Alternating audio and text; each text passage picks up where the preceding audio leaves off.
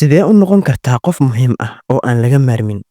Dadka qaar meel kasta oo ay tagaan waxay soo jiitaan dareenka dadka, qiimahooduna wuxuu sare ugu kacaa indhaha kuwa ku hareeraysan.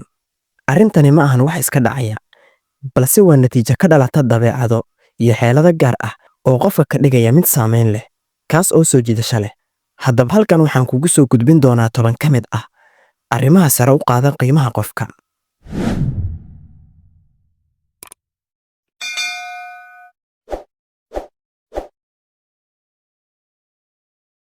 Qodobka koowaad waa kalsooni iyo haybad.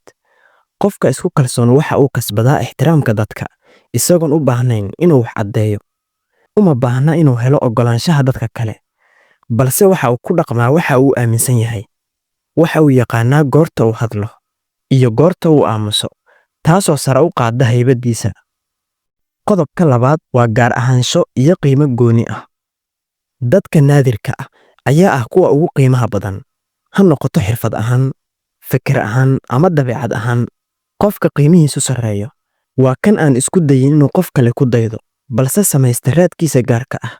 Marka aad leedahay waxaysan dadku si fudud uga heli karin qof kale, qiimahaagu si dabiici ah ayuu u kordhaa. Qodobka saddexaad waa saamayn iyo xal u helid. Dadku waxay u nugul yihiin qofka awoodda u leh inuu xalliyo dhibaatooyinka ama uu furo fursado cusub.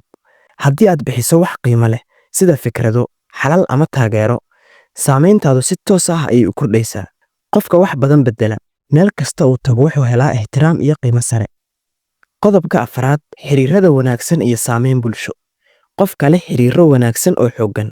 Marka aad leedahay dad qiimo leh oo aad la xiriirto, waxaad si dabiici ah sare u kacaya saamayntaada iyo qiimahaaga.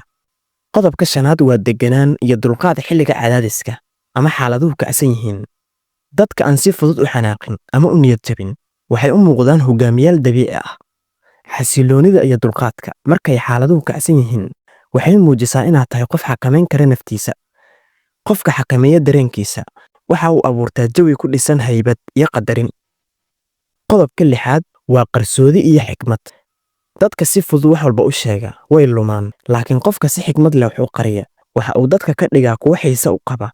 Qofka aan si sahlan u muujin qorshayaashiisa ama dareenkiisa waxa uu abuuraa dareen ah inuu yahay qof xooggan. Dadku waxay aad u ixtiraamaan qof aan si fudud loo xadi karin, taasoo qiimihiisa sare u qaadda. Qodobka toddobaad waa waxbixin. Qofka dadka wax u fali kara, ha noqoto aqoon, fursado ama taageero, waxa uu kasbadaa ixtiraam. Laakiin qofka caqliga badan waxa uu garanayaa sida wax loo bixiyo isagoon la isticmaali karin ama la daciifin. Marka aad dadka wax u qabato si caqli ku dhisan, waxay ku arkayaan qof qiimo leh oo la tixgelinayo. Qodobka siddeedaad, xirfadaha iyo guulaha dhabta ah. Ugu dambayn, dunidu waxay ixtiraamtaa qof leh xirfado dhab ah iyo guulo la taaban karo. Haddii aad leedahay xirfado dadka anfaca, uma baahnid inaad naftaada sharaxdo. Waxqabadkaaga ayaa hadli doona. Dadka guusha ka gaari nolosha waxay had iyo jeer helaan qadarin iyo qiimo sare. Qodobka sagaalaad waa habka hadalka iyo ismuujinta. Qaabka aad u hadasho iyo sidaad naftaada u soo bandhigto waxay saamayn ku leedahay qiimahaaga. Hadalka tooska ah, codka kalsoonida leh, iyo luqadda jirka ee muujinaysa inaad tahay qof karti leh ayaa sare u qaada qadarkaaga.